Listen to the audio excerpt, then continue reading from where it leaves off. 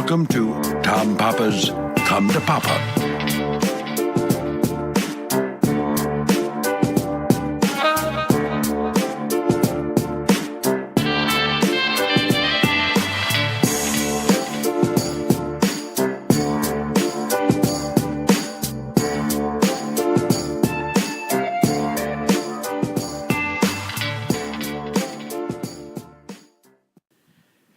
Hey, everybody. Welcome to another edition of Come to Papa, your favorite podcast among all the other podcasts. Doo-doo, da-da, yada-da-da-da-da. Usually dogs get, excited when they hear singing. Bella just goes right to sleep when she starts She's like, not hearing again. your intro. Not again. Hello, everybody. Welcome to the wonderful world of Come to Papa. I am your buddy Tom.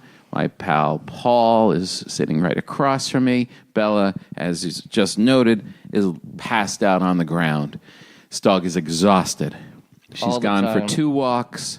She's gone up in the mountains. She is done. And, I put her to bed early last night. I put her to bed around 10 o'clock. And she's, and then got up and decided, normally I just do my early morning stuff without her. I want to see her. So I opened up the thing at 7 o'clock. And she's shot for the rest of the day. She needs to start her day around 10. She's like Sinatra. She needs to sleep until noon and then rage through the night. Yeah, she's like the mascot who, they get all excited every time somebody comes up to the door, and then by the afternoon, she's just, mailing it in. Like when she came in the door when I was there, she's just like, I made the effort. Yeah. And then I'll go back to sleep. I'm here.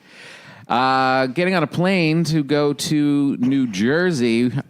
Everybody that is within, I'd say 500 miles of Ramapo, New Jersey, North Jersey, my old stomping grounds.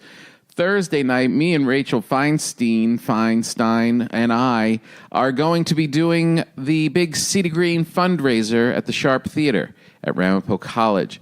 My sister is calling and complaining that we have to sell more tickets. And she's riding my ass. Like, I have to do the marketing also. It's not enough that I get on a plane and come and do an hour and a half of stand-up comedy and get one of the best comedians in the business to come out of the city with me. But I also have to sell the damn thing. So people, please, tell your friends that are in New Jersey. This is a great night of comedy. It's a great theater. It's a great cause. And the cause not only goes to saving all of the people that work at City Green, but it also saves my ass for the rest of the holidays for the rest of the year. I think that's in place of birthday presents. Oh, my God, come on. She just had her birthday, and I sent her flowers. And now she's calling up like, we only have 150 tickets sold. Can you get on it? Get on it. I just had a colonoscopy, went to the dentist, made 2 loaves of bread, bagels for the children. How much more does a man have to do? That's about it. You can drop out. You need to drop off the grid, Tom. Well, not until this big shindig is over. So Thursday night, I need people to go online right now and buy tickets. You know what? If you live in Omaha or Colorado, we have friends that listen to this in Minneapolis. We have people that listen to this in Ireland and Scandinavian countries and people by the equator and a couple people at the South Pole. 2 people from Australia listen. Buy a ticket and don't go. Buy a ticket. It'll count as a donation, and my sister will be happy, and I will live in peace. That's what they should do, is have some kind of donate thing on there. They do. Buy a ticket or donate. Just go to my website, click on tomorrow, which is the 6th, 3-6, Ramapo, New Jersey, the Sharp Theater, Ramapo College, and just do it. Please, just do it. Look, if you want me to do something, I'll do it. I just sent out bread to one of our listeners today. Went to a stupid mailbox place, wrapped it up, and sent it. You know who worked me yesterday? Who? Those goddamn Girl Scouts. I am sitting on, I think, 5 cases of Girl Scout cookies. They hit everyone in our family, and everyone said yes. Man, how do you say no? I was walking in the into the mall, and they were just out there. Yeah. And it just brings back so much joy. Do-si-dos, Samoas. The nice Thin Mint, the classic. I know. And you got to do it. We take credit cards, too, that you can always use the excuse, I don't have money on me. Yeah, I know. Now they're all electric. They're ready to go. But you know what? Screw the Girl Scout Jamboree fundraiser. We got to help City Green. So get on and buy this ticket. That's what I mean. And then, if that's not enough, if you want to follow us like the Grateful Dead, meet me at Ramapo on Thursday, and then get in your VW microbus and head to Fargo, North Dakota for Friday night show with Paul and I, and then follow us as we drive from Fargo to Bismarck. That's right. In 10-degree weather, Paul and I will be cruising in the coldest part of the United States of America. I was just in Minneapolis. It was minus 12 for Live From Here last weekend. I took a walk around the block, 1 block, 2 blocks. Around the 3rd corner, I started to panic. Like, what if this was blocked off? Should I go further? I have to turn back. I could die out here. I literally got nervous, like, I might not make it back. It's that cold. So it's the coldest you've ever experienced? No. One time I was in North Dakota, and I forget where it was. It was only like 3 cities, but I was in one of them with Seinfeld, and it was minus 40 with the wind. And it was like the cold was coming through the hotel. It was that cold. Like you had to sleep with all your clothes on and just whipping through. I have a feeling, you go, you fly in, you get dropped off, you do the show, you get a car, you're right back at the airport. You and I are going to be driving straight shot about 3 hours from Fargo to Bismarck. Snow sled. We should get a dog team. We better hope there's good weather. We better hope there's nothing coming from the sky. And also, I've lost a little weight lately. You have not. No. So if we're in trouble, you're the one that gets eaten. No, I think I can take you now because I'm too the weight. scrawny. You don't want this. This is like eating an old chicken wing. Then the following week, I come back up there. This is an insane winter routing. Come home for a second and then go back to St. Paul for Live From Here. Then we go to Boise, Idaho, and Bozeman, Montana. If you look at the map on my website, it literally is everything along the Canadian border. Then we finally cool off, warm up, and go to Dallas, and then a bunch of other dates. So go and do it. Sign up, please. This City Green thing, you got to help me out with this one. I don't normally beg, but I am begging now. Just make some sales. Tell your people that live near there. It is a great charity. So just go on the damn website and do it. And I'm going to check. I'm going to post this in about an hour, and I'm going to check. And if it's if I hear from my sister, you're all. You should go on Facebook Live and start bugging people. Yeah, that's a good idea. Just make them keep. Why do I have to?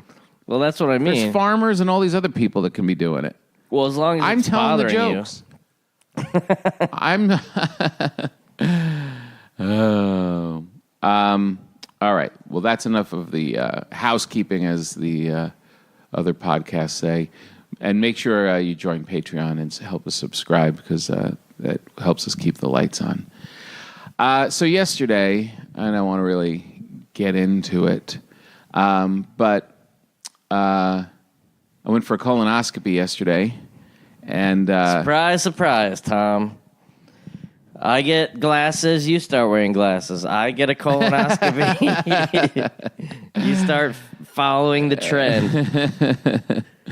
Well, you're a trendsetter, Paul. What can I tell you? You're following the wrong ones. I tried to follow. Your Nike thing. I bought big cool sneakers, and they just look stupid on me. So I go for this silly colonoscopy, and very exciting. that I met my goal weight, which I've been working on. You know, I'm trying to keep everything dialed in and make sure my heart doesn't Luke Perry. And you heard what happened to him? Stroke. Luke Perry, yeah. Sad news. So, you know, you got to take care of yourself. You got to do the things. So I always, you know, keep a tab because my family had blood pressure stuff, and I'm in a good zone and want to keep it that way.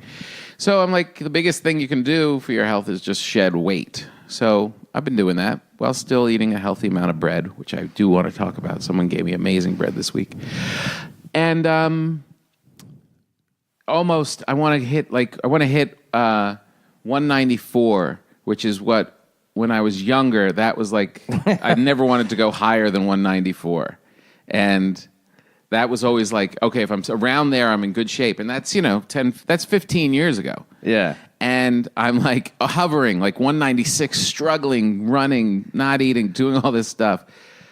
Colonoscopy prep, pow, pow, 193. I was so happy. Well, I'm glad you found joy in it because you had the craziest schedule. Like, people always tell me that I have a crazy schedule. I'm like, Tom's doing two other trips than me usually. Yeah. Per week. So you came back, you rushed back 6 hours earlier than I did just to get ready for a colonoscopy. Yeah, well, right. Well, I went to Minneapolis first. Oh yeah, when yeah. I left you in Philly, I went to Minneapolis, did the radio show, took an early, had to stop eating, whatever, did all that.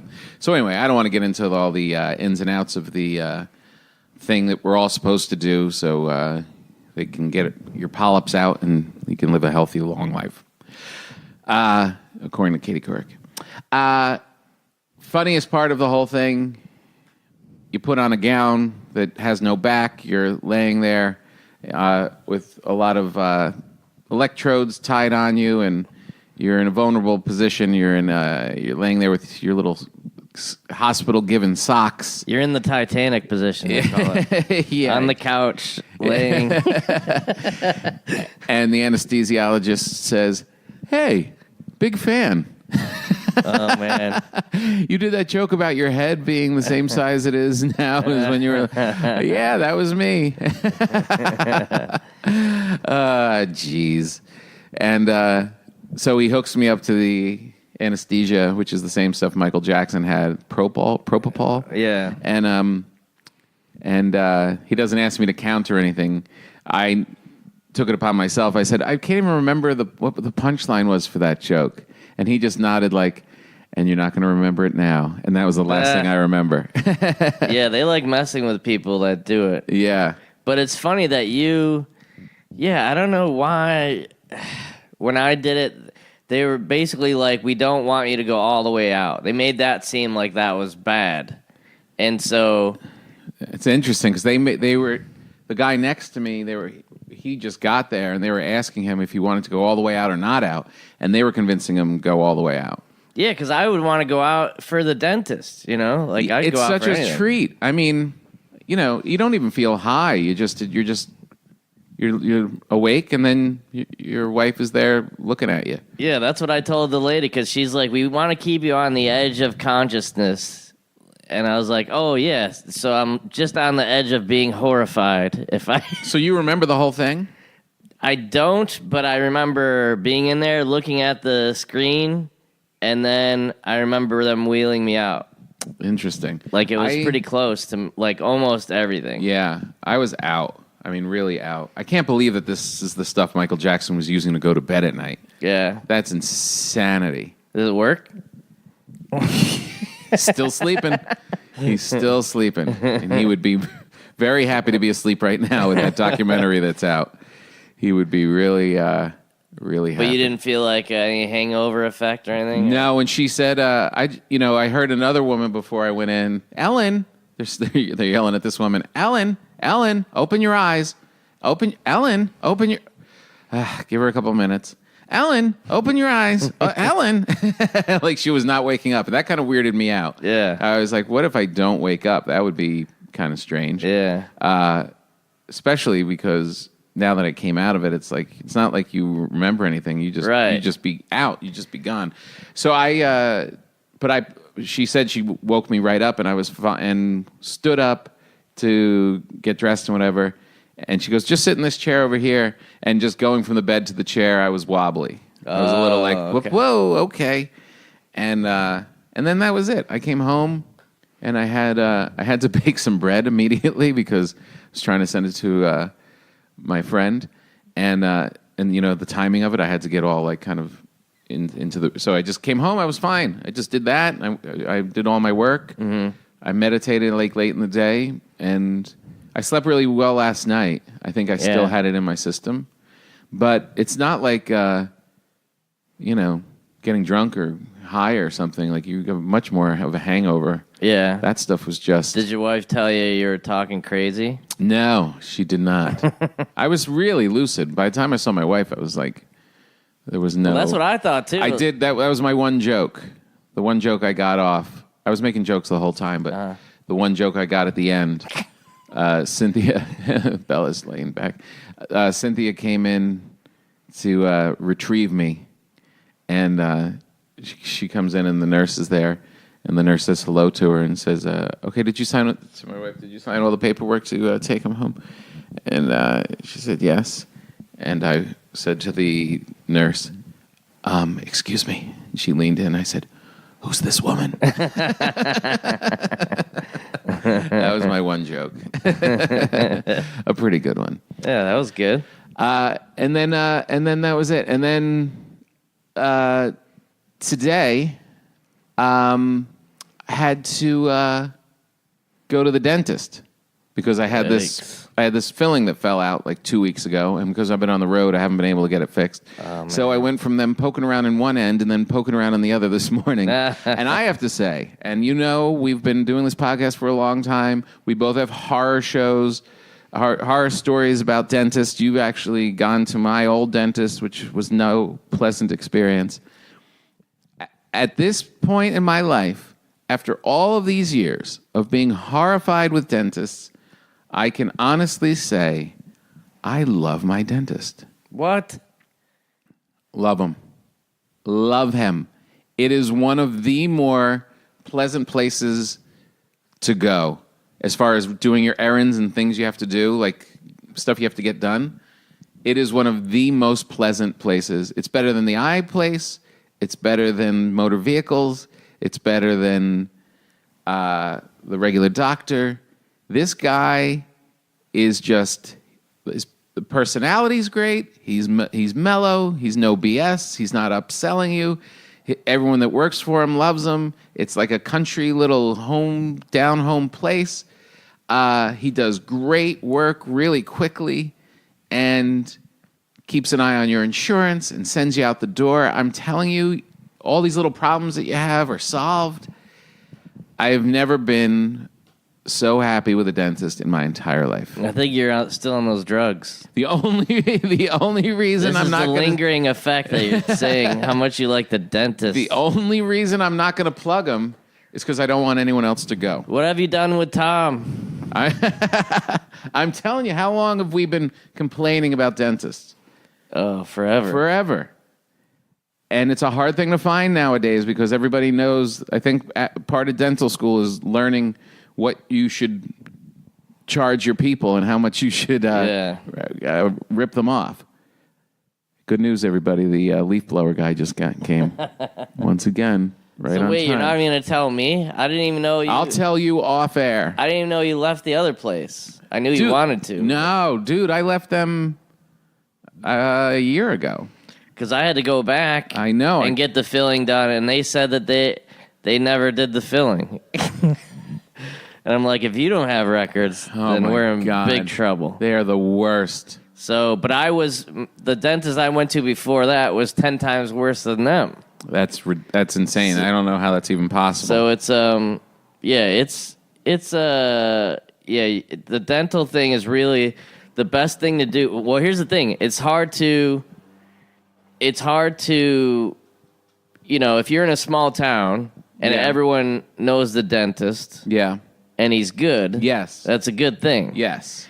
But if he's the only dentist, then it's a bad thing. But if you're in a big city like this, you really have to have a network of people to find somebody good because it's just hard. I know. And I went to my buddy who is a judge, and he had told me a long time ago that he really liked his dentist, and I hit him up and finally went to him. And this is, I don't know how many appointments, because I had some stuff that really had to be taken care of.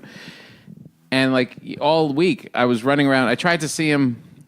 I couldn't. I was on the road doing my thing, and I couldn't hook up with him. Yeah. But I had a whole filling fall out. I had a big hole in my mouth. Just everything I ate was just in there, like hanging out, like in a cave. Does it make you feel like a broken person when you have like it does. a tooth missing? Totally. And so I was there he was there to fix one other thing, and he had to do the other. And I had to do like a radio interview to this today. I'm like, well, I can't. I'm like, you can't get both done today. He's like, yeah, I'll get them both done. Get you out of here in an hour. Yeah, no, we got it. Let's just do it. Okay, here we go. And the whole time he's got a wood-burning oven. He's talking to me all about his bread and his pizzas that he makes. And he's just, I'm telling you, Paul, you've got to go to him. Yeah. It will change your life. To have a dentist that you don't like is a horror show because when you're not there, you're worried about when you have to go. And then when you do have to go, it's even worse. And you got to cancel. And this one, I don't even want to cancel. I look forward to it. Right. Well, most of it is like you only get stuff done when you need to. Right. That shows you a lot. So if you go to a guy regularly and you keep tabs on stuff, like I still have stuff from last year. I'm gonna end up doing another Alaskan cruise to pay for my my dental bill from I'm telling you, go to this 2018. guy. He'll keep an eye on it. He'll make sure you can afford it. He'll do good work. And then you know what it is?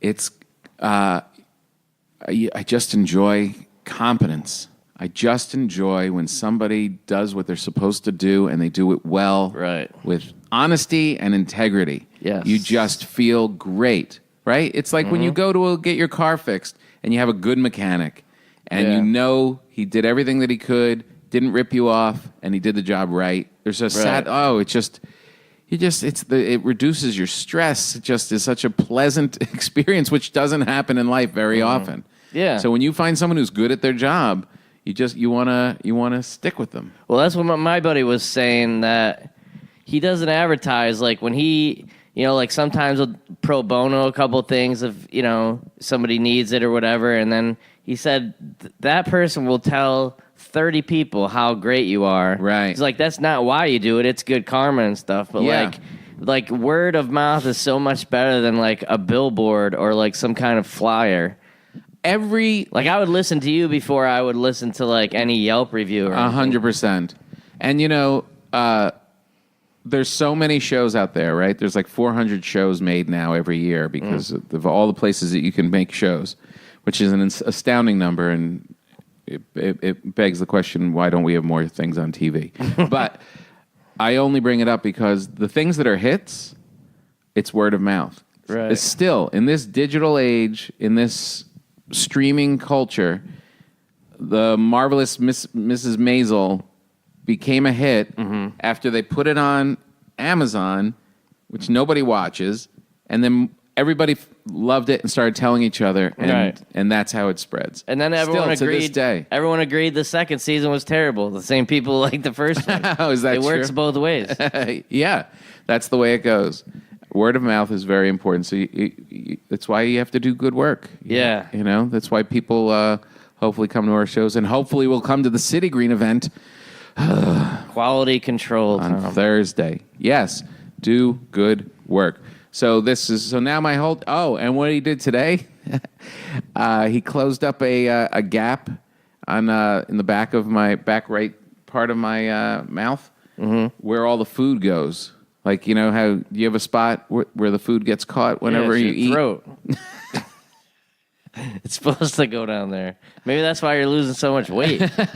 He blocked that off? I just carry it in my teeth and then pick it out and throw it in the toilet. It's going to rain again. Look at this. Yeah, it got dark. I could see it coming. Man, oh man. We had like some sun. We are a soggy part of the world these days. So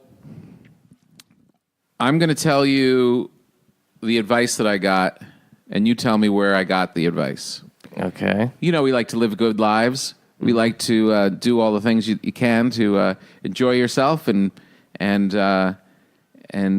care of yourself and enjoy the good things and try and be healthy. I don't know if that's our mission, but that's what came out. I think you still have some propofol in your... No, I'll tell you why I'm a little jacked up. Because I just got this advice, and I want to see if you can guess where I got it.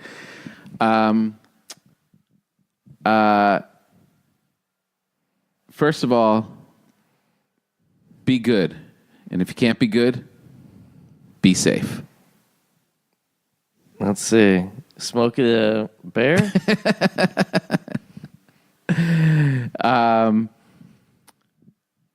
I'm going to give you some advice. I'm going to tell you what to do. But you reach down inside your heart and you make those decisions yourself. Tony Robbins? Is this guy cool or what? Or is it a lady? You guys put your butt in the saddle and we're going to get to work. Did you go to a TED Talk today or something? This was my trainer on the Peloton bike this morning. What? Oh my God. We got that Peloton bike. Oh, you did? Yeah. I didn't know you got it. Yeah. The family is not exercising enough. And so we decided to get the Peloton bike. Our friend Erin Foley loves it. She says it's amazing. Keep seeing the ads. They look sexy. We decided we're going to get it. So before you came, we had the extra half hour. So I jumped on the bike. Mm-hmm. And you can just get on the bike and go through the woods. You can go down the beach. Mm-hmm. There's a big screen in your face. Or you can take a class. Right. We're not real class people. We're class acts. But we're not the type of people that go to classes too much. And a lot of the times, I've never been to a cycle class before, and now I've got a man in a sleeveless shirt with his big muscles and his ponytail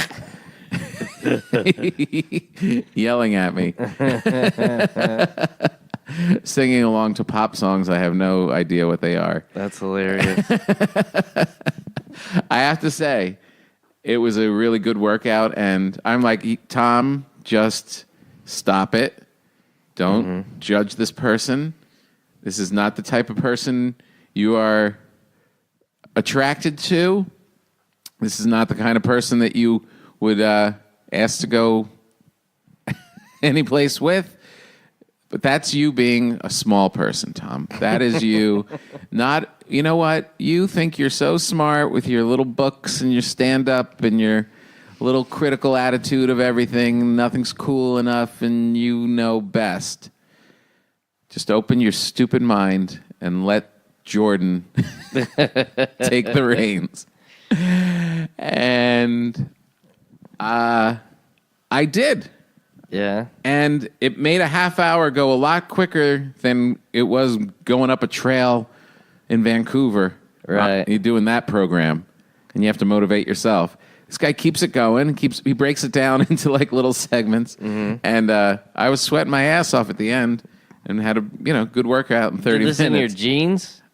No, I showered off and came up.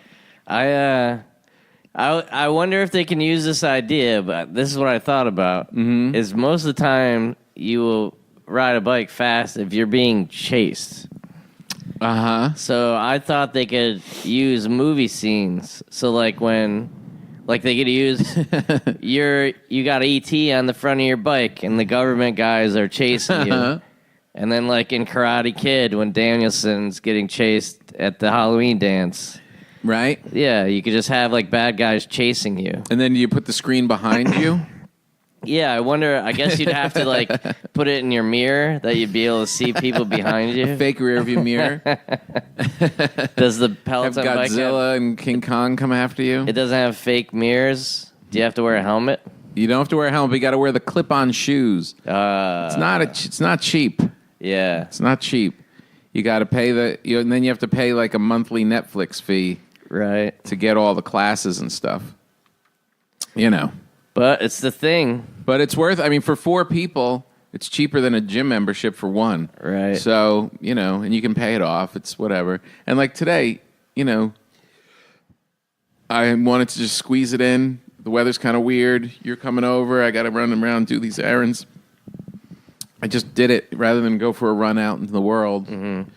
I just jumped on it, and it's a good thing to kind of like fill in. But anyway, it's all working out, stuff, whatever. But it feels like you're really close to this person. Yeah. I mean, it's a nice screen. It's a big screen, and there's this. Maybe a girl would be more fun for me. Can they hear you? They can't hear you, but if you join the class, like he did that class on Monday, right? And then I just jump in, and it's kind of remarkable. And gamers experience this all the time. Mm-hmm. You're online. I mean, he did it yesterday, and now the class is just archived and it's up there. You jump on, and it ranks you with whoever is doing it now. Mm-hmm. It ranks like your performance, how fast you're going, how hard you're doing, with these people all around the country. Yeah. There's like, this guy's in Florida, this guy's in Vermont, whatever, and then when he's on it, it's like when you go on Facebook Live. He's like, when he's doing it live, he's like, okay, Paul, 35, keep going. It's your okay, Carol, it's your 40th birthday. A big shout out to Carol. All right, guys, we're going to go. We're going to get up this mountain in 3, 2, 1. Off the bike. Let's go. Off the seat. Let's go. And it is pretty trippy that you're doing it with all these other people. It's like one of the positive things of technology. Whenever there's something like, inspiring, that you're actually connecting with other human beings in faraway places. I mean, it's pretty. So where do you rank on the list of unprofessional stationary bike riders? I was, when I started pedaling, it starts you off and I'm at like number 2,000. That's like your entry, last place. And then I hovered comfortably around 750. Is it distance or time? It's time. 30-minute class. 30-minute advanced beginner class. And like the settings and stuff, I wasn't really like killing it. Like I wasn't super high. Mm-hmm. I was doing what he was saying to do, and I probably could have done more. I don't know. You got to figure it out. But it gets you going like the same way that my Apple Watch does, and it's like, you haven't worked out today. It's like seeing that you're 700 and you're like, if I crank it up, will I pass those people? Mm-hmm. Like it starts to encourage you. Yeah, that's cool. Yeah, it's pretty good. But the biggest thing is really, I think for me, was the acceptance that I could be with someone who I would probably mock in my act. Yeah. And just go for it. Just leave the judgment behind. And right. We're just too observational, I think, is our problem. You know what I mean? It's why it took me like a long time to find a yoga class that I could go to when I was doing yoga heavily. I found it took a long time to find the normal teacher who wasn't too hippy-dippy, because, we're not those. Our whole thing is ripping stuff apart and making fun of it. Yeah. And now you got a guy with a big ponytail clapping and telling you to live your best life. I know you can't answer this honestly, but if it was just a beautiful woman teaching the class in very little clothing, would it make a difference? I think it would help immensely.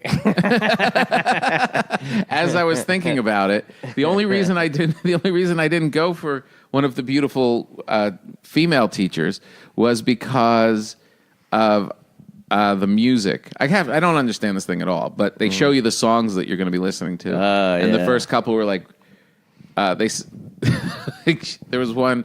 And she was attractive, and it was the right. I was going by looks and by time, how long the class was, and then the music was a thing. And one of the descriptions was, it was like all these songs I didn't really know, and it said, if you just want to get a quick workout in, or just want to party out on the bike. And I was like, nope.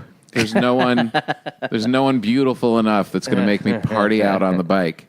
It's not happening. Yeah. But like all things, I'd much rather be talking to a woman, looking at a woman, Yeah. being taught by a woman. I have no, dudes I just want to watch games with, ride cars with. I don't like guys that much. Well, it's also like what's your when they're in that capacity. Right. I'll hang with guys. That thing, it's just like, get out of here. Well, it's like what's your expertise? Like if Lance Armstrong is teaching the class, I'll listen. Yeah. But who is this guy? I know. Yeah, exactly. And it's just personalities. It's like you see a guy with no shirt on and a ponytail. What are you doing? We know this guy. This guy's trying to hook up with girls. And that's why he's there. like the guy who's playing the acoustic guitar and singing about feminism. Right. You're a fraud. It's an angle. You're just trying to hook up with somebody. Oh, it's pouring now. Oh, geez, look at that. Well, this is my other business model for... We've already have the movie scenes for the Peloton bike. Now, I believe that Freddie Mercury would be the world's greatest spin class instructor. Who? Freddie Mercury. Oh.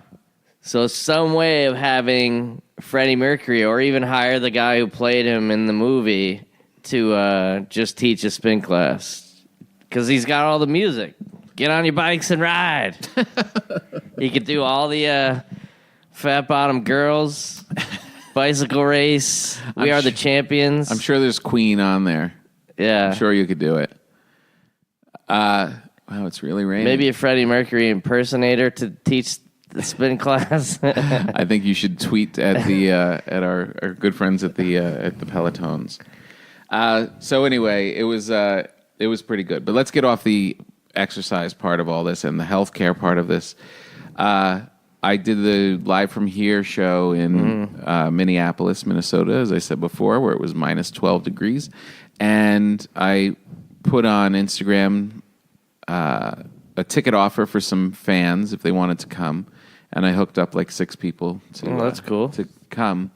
And one of the fans knew my work, knew my bread work, of course. Were fans of my bread. And I'm like, oh, that's cool. That's cute that she can bring over some bread. That's very nice of her. Or I think it was a her. It was a family. And they said, we made bread in this. And they sent me a picture on Instagram of this amazing wood-burning oven in Minneapolis. And that's what they make there? And she made pita bread. Yeah, Hannah. Look at that. Look at the pita bread. That's awesome. Is that amazing? That's Gave like me a whole bag of it with za'atar, which is that sumac-based herb, and a bottle of olive oil, and a big bag of bread. Of course, this was the night before my prep for the colonoscopy, so I just carried it home and didn't get to eat it right away. But I'll give you some, and just toast it, put a little olive oil on it. Oh, my God. It is so good. Look at that oven. Can you see it? Yeah, that's awesome. So it's outside? Outside. Yeah, it's a big wood-burning oven. That's great. Oh, man. This might make me want to live in negative 12-degree weather. If I could have land like that. Oh, my God. There's a dog, sitting underneath it. So a big thank you to Hannah for this amazing pita bread. And they just must... To have an oven like that, you could bake anything. That's super cool. I was talking to these food people, and they were telling me that I should be doing a bread pop-up. Yeah. Just do a pop-up store for a day. As many as you could make. I know, but I don't. It'd be 30, right? It would be 30. How many would I have to make to do? I'd be out of business in an hour. Right. Well, that's the. Is that how pop-ups work? You don't want to be there more than an hour anyway, do you? And maybe that'll make everybody want it more. Exactly. They'll be this guy makes the best bagels in L.A. Supply and demand. But you got to get there 2 hours before because he only makes 30. He'll only sell you 2 each. Yeah. Maybe that's the way to do it. Because I made him again last night. Mm-hmm. I'm telling you. You got it? I've got it. Nice. The kids don't even want to go for bagels at the bagel shop anymore.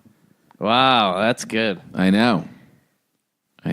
What's the twist? Can you do sesame? Sesame, poppy, and plain. The big deal is that it's got... The trick is that I'm using my sourdough starter. That's the key. That's what's giving it the flavor. Somebody's at the house. Across the way? Yeah. Yeah, they're rehabbing it. Oh, I thought they were... remember when we had to watch for intruders? Yeah, no, that's the other house. The one that we went to look out for intruders, people have moved into. Oh, okay. This is the one next to it that was empty also, and they're renovating inside. Oh, because I've never seen that garage door open. Yeah, weird, right? Well, there's 2 guys holding it open. That's why it looked weird. Yeah. Because it won't stay closed. So, yes, wood-burning oven. And then I go to my dentist, and he's talking about how he has one that's like on wheels that he has in his yard. And I'm thinking, I just assumed that you couldn't have a wood-burning oven in L.A. because there's so many fires. Yeah. But I got to check it out a little deeper. I think I might be able to. Yeah, I bet. And by your pool there? Yeah, stick it by the grill. Yeah. I would. That would be great. As long as they're safe and I'm not lighting my neighbors' homes on fire. That wouldn't be worth it. Bamboo doesn't burn that easily anyway. So no, it doesn't. But you don't want like an ember going and starting. I don't know. I got to look into the rules. But if the rules are say I can do it, yeah, I think it's about time. Yeah, that's and awesome. then if you, I mean, that'll change everything because then you can just do quantity, and then Papa's Bagels are born. And then you put your daughters to work. Yeah, All guys summer long. You guys want to stay here past age 16? You gotta pull your weight. Yeah. I was thinking that today. I came home and I was sweeping out the garage, which, we've been collecting a lot of stuff because it's been horrible weather. And sweeping out the garage, I was like, this was my job every week. Mm-hmm. And I was like thinking, my father didn't really care whether the garage was clean. He just cared that I was sweeping every week. Doing something. Yeah. And I don't have that thing for my kids. They don't have they're good kids, they've improved in the kitchen stuff. Yeah. And they take care of whatever they got to take care of. But there's no like household chore. Right. Like sweep the garage or skim the pool or rake the leaves. They've got it pretty cush. Yeah, you have people hired. Well, I mean, my dad loved mowing the lawn. Mm-hmm. Like, loved doing it. Yeah. So I never did that. Like, I did it a couple times for money, like for other people. Uh-huh. But I don't think I ever mowed our lawn, maybe once or twice. And they live in Florida now where they have all the groundskeeper people. They do everything at all the houses. So you can tell it's kind of like a thing where he's bummed they're out. trying to figure out what to do. Maybe he should just get a job. He just get a mower and just go like cut some lady's lawn. Like when he was a teenager. They do stuff like that once in a while. But they, like I told you, they got the bocce ball league and the ping pong league, and they play golf, and they got the art show. Yeah, but it's not. I bet none of it is as satisfying as cutting the lawn. No, that was when I was actually smell, when we were driving from Elmira. That's when I first started driving that highway, and you see how there's that big, almost like a whole field in the middle. Mm-hmm. And the guys that got to cut that lawn, I was like, those guys are making a difference. You know what I mean? It's like that place, it's like getting a haircut. It's like you're keeping the world in order. I always thought that was like a really good job. Yeah, I could see that's a good retirement job. Why not? Satisfying. Old dude lawn service. Yeah. Just get like 3 houses. And you and a couple of buddies. You go and you cut the lawns, you have a beer at the end of it. That's a good job. Right. Make a little dough. very little, but you make some dough, and then you get out there. You get the smell of the grass. You get to go outside. You do your thing. That's a great model. Actually, take any job you had in high school, like when you're starting out, cutting lawns, paper route, babysitting, and just do that as an old person. Right. Paint houses. Paint. Yeah, that's a good idea. My other retirement job, which I like, is working at the ballpark. Yeah. I had an old guy at Wrigley Field bring me down to my seat and took his little rag out. He was 85 years old, and he dusted the seat off, took my tickets, and I said, enjoy the game, and he gets to watch baseball and bring people to their seats. Yeah. I was like, this guy's nailing it. This is a great job. Even all those theaters that we're doing that have the ushers and stuff. Yes. They get to see the show. Yeah, working a movie place, working an ice cream shop. You might be too weak. It has to be soft serve. Well, that's always fun when I remember, it was NJ Pack we did, and there was a place like that, there's 50 people working there as ushers. Yeah. And so when I go back to take a couple pictures, all the old ladies usually you'd think they're being professional, oh, you were so funny. They talk they get to watch the shows. That. Yeah. This is a great model. Just get the jobs you started with. Yeah. That's keeping people out of, that's when McDonald's and all those jobs come into play, because it's do you want to go back to that if you did that? No. No. You don't want to work for somebody. That's the problem. You don't want to work for you don't want a boss, really. I mean, if it's at Yankee Stadium, that's fine. But you don't want a fast food boss in your face. I got the idea though. Seasonal work. That's the name that I want. Seasonal work. So you do ice cream shop in the summer. Yep. And then what do you do in the winters? Shovel driveways? Nothing if you don't want to. Your seasonal work ends with one season. Yeah. Hey, it's Mardi Gras today. What do you do? Oh, yeah, that's right. Nothing. Not here. Nothing really. I was trying to think of what to make. I'm not making gumbo. I'm not jambalaya. making jambalaya. I'm not making beignets. Beignets you could make, but it's a lot of oil. Yeah. I decided I'm not doing any of it. We ordered a king cake from when I did the baked show. Gambino's. Mm-hmm. It's the big bakery down there that people mail order and stuff. My daughter got a king cake from them. But, Mardi Gras only really affects one place. The rest of us, Right. It's just a term everyone else knows. Yeah, it's not going to have any effect. And then tomorrow's Ash Wednesday. Mm-hmm. So what are you going to give up for Lent? Girl Scout cookies. You just bought them. You're just going to torture yourself? But then we have St. Patrick's Day. Yes. Coming up. I loved St. Patrick's Day when I was in New York City. I loved it. What was the... There's a parade. There's a lot of Irish bars. There's a lot of Irish people. You just roll into a bar in the morning and you could have a real good time. So you got up early to drink. Yep. Got up a little earlier than normal. Went to go sit in a bar with Irish folk. Everyone's having a great time. And you're hammered by noon. Yeah. That's a good time. Yeah. I like being in weird places for... I remember I was in Hong Kong for St. Patrick's Day. That was great. No, did anyone know it was St. Patrick's Day? Yeah, they did. We were in an Irish bar, so that was their marketing thing. And then I've been in, because it's usually right around spring break. Yeah, it's the beginning or end of spring break. Right. So I remember being in Daytona Beach, or I'll be in Florida again for it. You know what else is good? And you tell me if this syncs up. I don't think it is this year. Oh, no, I guess it will, because it's in a couple weeks.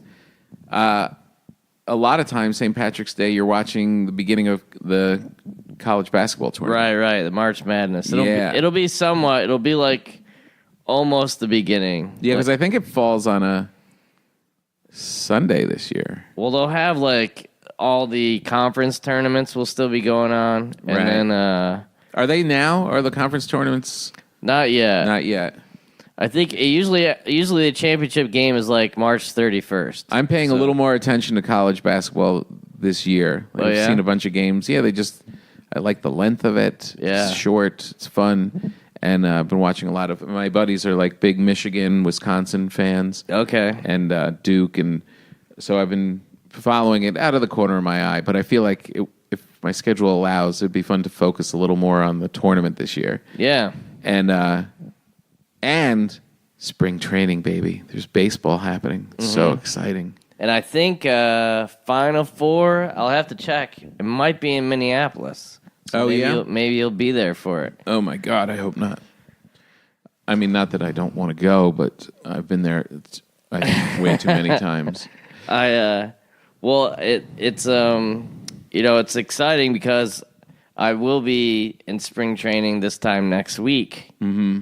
So you start catching up and seeing all the video of everybody playing. Right. And you get excited about baseball season. It's pretty cool. So exciting. I love the feeling that it's coming. And out here, it's like you start to watch spring training. You're like, oh, I can feel it, and it's getting warmer. I think we turn the clocks this weekend.